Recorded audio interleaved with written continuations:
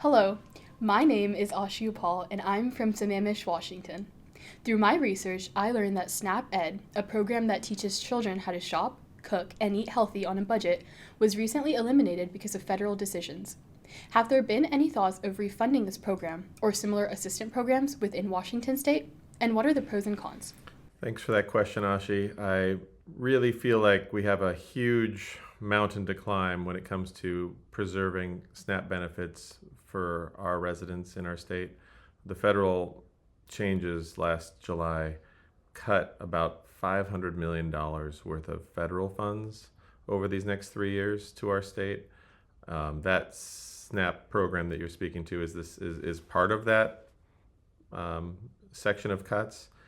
I know that we have a priority for keeping families that are losing support on benefits, so maybe moving them over to our financial or food assistance program that's state funded, and filling in the gaps to keep food going to families that qualify for SNAP that are being passed over to some of the dollars being passed over to state needs. So I think the first priority for us is to keep food on the tables for families that qualify for SNAP. This is an important program that you're speaking about, but it is, in my opinion, secondary to our number one priority, and that's making sure families have food on their table. So for this year, I think our focus is finding that $500 million to maintain benefits, and then we can hopefully come back and take a look at additional programs if we're able to solve that first large hurdle. Thank you for that question. There have been discussions of how we can make sure that our families learn and our children learn how to shop and cook. In fact, one of the programs that I put together last year was making sure that there was money available to start the 4-H programs in the Boys and Girls Clubs in Snohomish County and Skagit County. This is a way to get to our children to help them learn all the very basic needs and teach them some other crafts and life skills.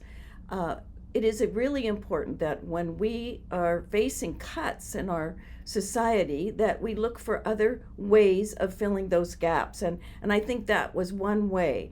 We also need to make sure that we're looking at the food banks and the community churches and other nonprofits to be able to help our families and kids.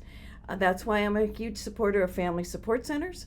And when we were able to put it into statute, definitions of family support centers in 2021, we identified that there were 60 in the state of Washington. Today, there are 128 family support centers in communities in Washington state. And these are places that are run by the community, that are facilitated by nonprofits, so that families can come there to get help and direction. And they would learn where they can get these different kind of skills. They'll learn that the Boys and Girls Club in Snohomish County and Skagit County have these classes that can teach our kids the very basics of learning and the learning skills for life.